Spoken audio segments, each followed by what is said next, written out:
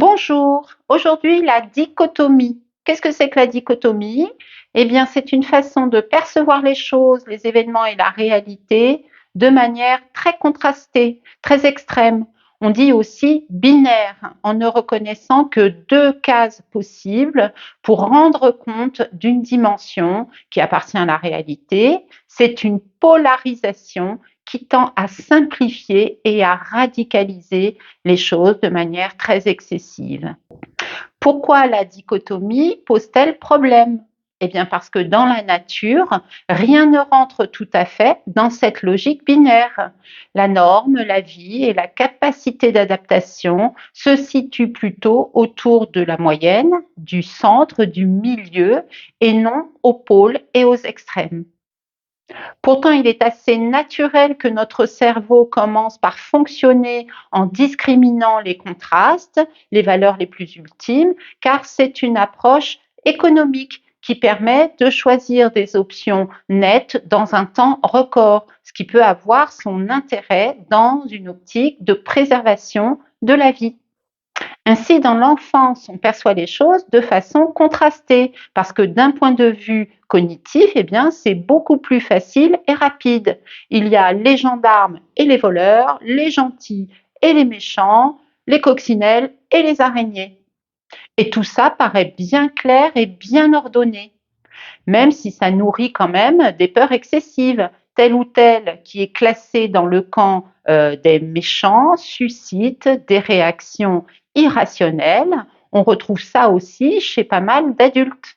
C'est en grandissant au fur et à mesure du contact avec une réalité qui s'avère beaucoup plus complexe et qui déborde donc cette logique binaire que notre cerveau apprend à percevoir dans la nuance, dans une tonalité plus graduelle et moins axée sur le contraste. D'un point de vue développemental, le sujet devient alors capable de discriminer la réalité qui est plus composite et ainsi le jeune adolescent, par exemple, découvre que parfois les gendarmes peuvent s'avérer être des voleurs, qu'il peut arriver aussi que les bandits soient éventuellement capables d'être secourables et que les araignées ont du talent. On sort alors de la vision dichotomique et notre cerveau devient de plus en plus capable de saisir toute la nuance et la richesse des choses. Néanmoins, il peut y avoir une certaine résistance face à cet apprentissage, car ceci rend les choses beaucoup plus complexes et peut amener un sentiment d'insécurité. Effectivement, il y a moins d'évidences éclatantes. Les représentations peuvent paraître moins rassurantes car elles sont plus mitigées. Ceci peut générer de l'angoisse ou de l'inquiétude. Il peut également y avoir une certaine paresse cognitive, car la pensée complexe demande désormais du temps, elle demande un cheminement laborieux et elle n'aboutit pas forcément à la possibilité de trancher rapidement et définitivement. En psychologie, il peut donc y avoir des symptômes liés à cette fixation développementale qu'est la pensée dichotomique.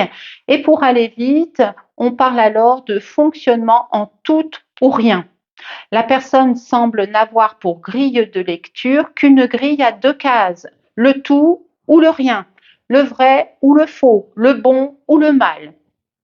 Cette façon de percevoir et de penser, qui ne passe pas par une élaboration très riche de la réalité, eh bien, elle appauvrit terriblement la capacité d'adaptation, car cette réalité, elle est riche par nature et elle ne se laisse pas réduire avec autant de simplicité, pour ne pas dire de simplisme. Pour ma part, je préfère voir la dichotomie non pas comme une sottise, mais plutôt comme une défense inconsciente contre l'expérience inconfortable que l'on a à traverser lorsqu'il n'est pas possible de trancher immédiatement et quand on ne peut pas se rassurer rapidement sur l'état des choses. C'est comme si on ne supportait pas de remettre notre verdict à plus tard. C'est comme si on refusait de prendre le temps d'accueillir la complexité des choses.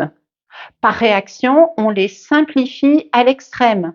Vous voyez bien que certains discours médiatiques, politiques ou simplement le marketing exploitent cette paresse cognitive ainsi que cette difficulté émotionnel que l'on a à accepter la complexité et le lâcher-prise que cette complexité nous impose. Car oui, la pensée fine et précise a besoin de temps, elle a besoin d'arguments, de contre-arguments, parfois même il faut penser contre soi-même, contre nos conditionnements, contre notre envie de nous affirmer de façon puissante et nette.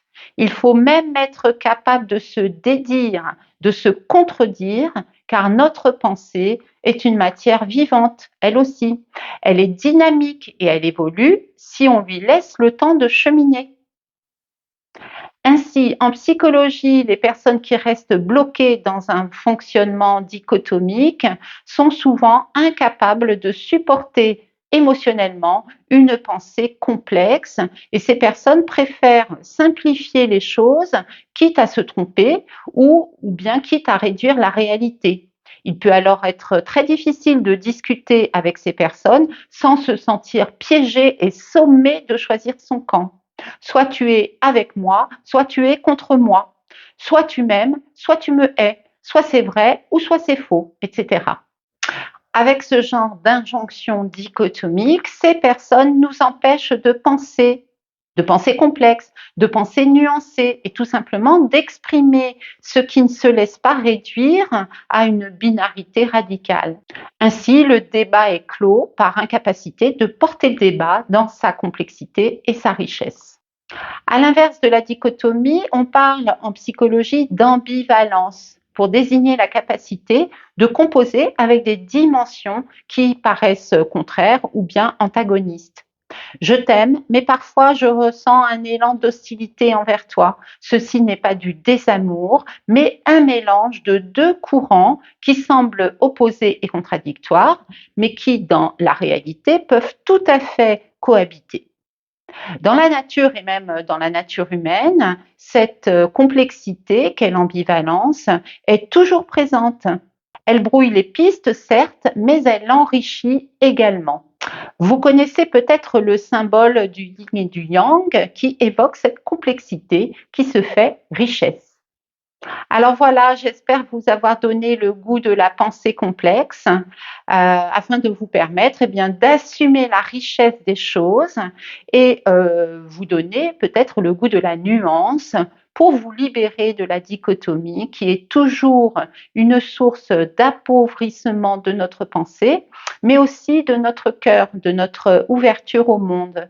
La dichotomie nous coupe de notre beau potentiel à accueillir la complexité, la richesse, la nuance des choses et de la réalité. Elle nourrit, cette dichotomie, les clivages, c'est-à-dire des radicalismes dans tous les domaines, également dans la vie psychique, quand la dichotomie nous renvoie à une certaine immaturité. Voilà, bon cheminement et au plaisir!